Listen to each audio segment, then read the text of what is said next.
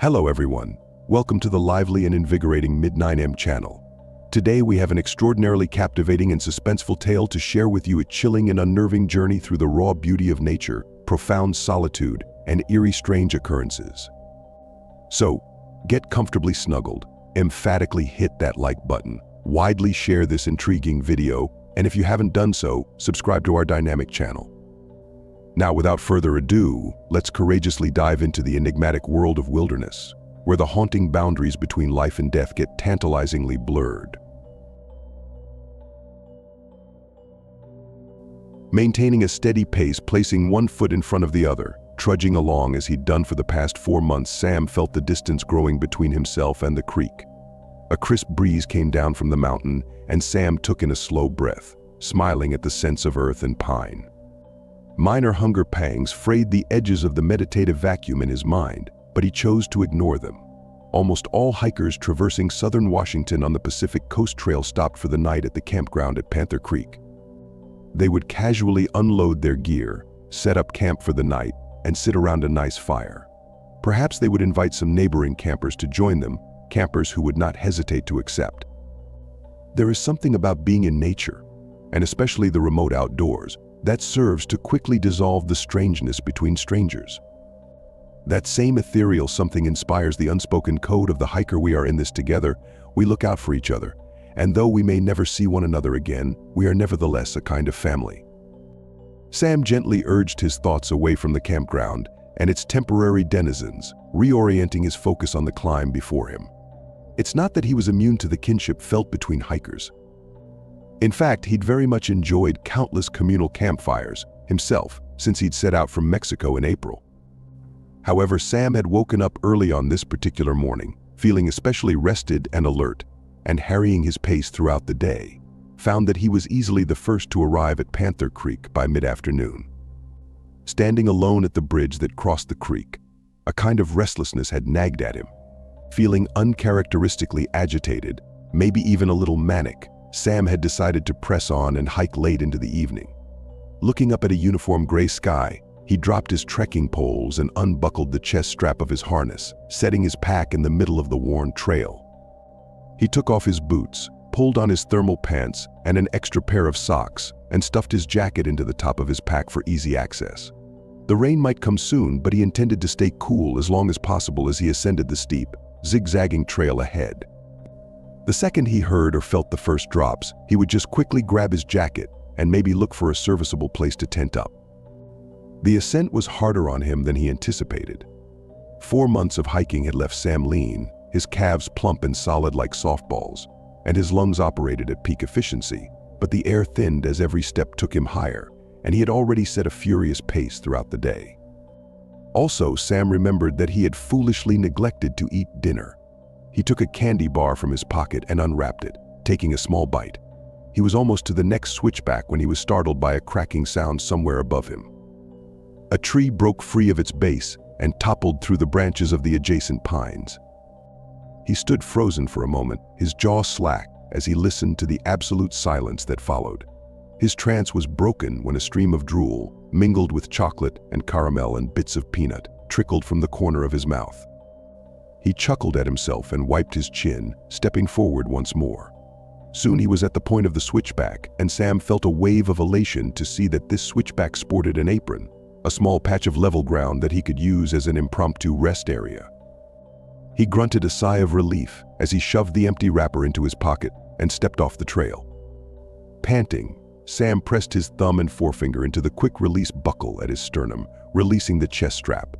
That's when he heard the crackle of thunder. But no, this was close.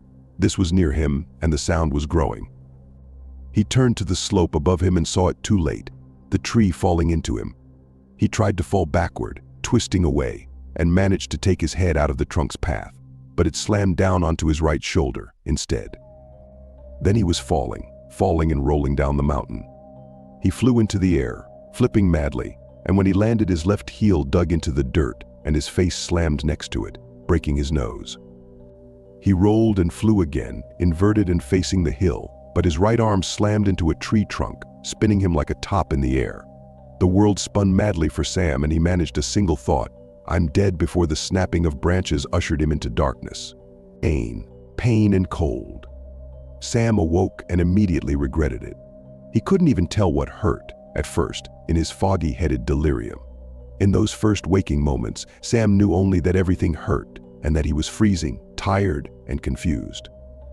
There was a rushing sound and a copper smell, and what little he could see in the darkness blurred and pinpoints of light danced over everything. Everything around him was soaked, so it must have rained at some point, but the clouds had thinned somewhat as he slept. The damp that he could see sparkled in what little moonlight filtered through the branches above. He tried to take a breath, and a sharp pain in his chest made him cough, bringing him a new understanding of misery. The world spun as he struggled to breathe, struggled to keep from coughing. His ribs were broken, his lung was punctured. His breathing shallow and quick, he decided to take stock. He tried to lift his left leg, but pain sliced across the back of it, just under his buttock. Something was torn there.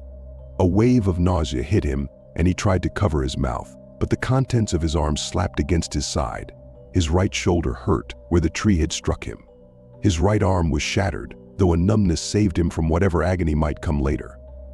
He focused on controlling his breathing, and after several minutes, the nausea passed. Even lying still, he couldn't seem to get enough breath. His back ached along its entire length, but miraculously his left arm and right leg were relatively functional, aside from a few minor scratches. His head throbbed through it all, and he was so incredibly cold. His mind eventually cleared, though the headache remained, and he found he was able to turn his head slightly from side to side, despite a tightness in his neck. He took in his surroundings. His phone was gone. His backpack was gone. It had flown from him during his tumble and was probably halfway up to the apron. However far that was, he had no idea. His emergency satellite GPS messenger was clipped to the side of the pack, where it could do him no good. The candy bar wrapper was still in his left pocket, but he had missed his chance to catch rainwater with it. He thought of the 3-liter water bladder in his pack and imagined sucking on the nozzle, imagined the relief that even the slightly rubbery tasting water would provide. Sam imagined how he could be found. If he was still alive by morning, some ambitious early bird might make it to the apron, might take a break there and maybe might look over the edge. If his pack hadn't fallen too far, this hypothetical savior might spot the pack and realize what had happened, and they could possibly get help down to him in time to save his life. Maybe, might, possibly, not likely. Sam realized he would probably die here amidst the pines. He wouldn't last long enough to starve to death, that was certain, but the cold would surely get him before the dehydration. His jacket was still in his pack, so that was it. He would die of exposure, right here, alone. The damp diffused the smells of the area. The same scents he'd so relished throughout his trek had lost their charm and inspired no comfort. Beyond the smells of his own blood and body odor, he was awash in the bouquet of the coniferous rainforest. Earth and pine, of course, and a slight tinge of rotting undergrowth. The wind continued to hiss through the crowns and branches of the trees, but there was a new sound under the rest. A slow, pulsating hiss came from somewhere off to his left. Shh, shh. Sheesh. Anxiety crept into his chest and his heart began to pound. Sam continued to listen, trying to hold himself still, his joints stiff and his muscles cramping, but he couldn't stop the trembling. He realized the sound was getting closer, but he couldn't spot the source, something low to the ground and moving steadily toward him. It kept getting louder, then the rhythmic rustle quickened. Shash-shash-shash, and then there it was. From a distance, the creature looked like a long black sleeping bag. It was moving straight for Sam, and though 10 feet of it had come into view, it had not yet revealed its entire length. A 2-foot width splayed out to a bulbous 4 or 5 feet toward the rear. It was black as ink, glistening, mottled brown along its back, like a leech. A giant goddamn leech. Hey, he cried out. Hey, get away. Go away, but his voice was weak, hoarse, and it lacked conviction. The creature took no notice anyway. It continued to approach, undulating toward him. Sam tried to sit up, but immediately fell back, overwhelmed by pain and exhaustion. He slapped at the thing's head, but it rose up out of reach, wavering drunkenly. Its mouth opened, revealing concentric rings of sharp teeth and multiple sets of thick fangs in the center, more akin to the mouth of a lamprey eel. Sam sobbed and tried desperately to push at the body, but his efforts were futile. No sob Sam, and the creature fell upon his face. A powerful suction pulled the entirety of his head into the gaping maw.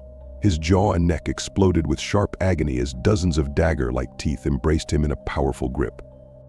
The inner fangs seized him by the skull as the teeth released, extended and reattached farther down, around his shoulders and clavicles. Sam was suffocating as the fangs released, and his head was pulled still deeper in. His face was suddenly awash with a powerful bile, burning his scalp, his face, his eyes. He vomited, his sick bursting from his mouth and nose, dripping from the perforations in the mess of his neck, mingling with the creature's digestive juices.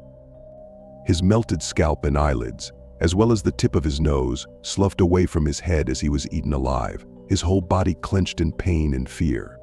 Sam's mind gradually dimmed to that primal simplicity reserved for a prey animal in its final moments.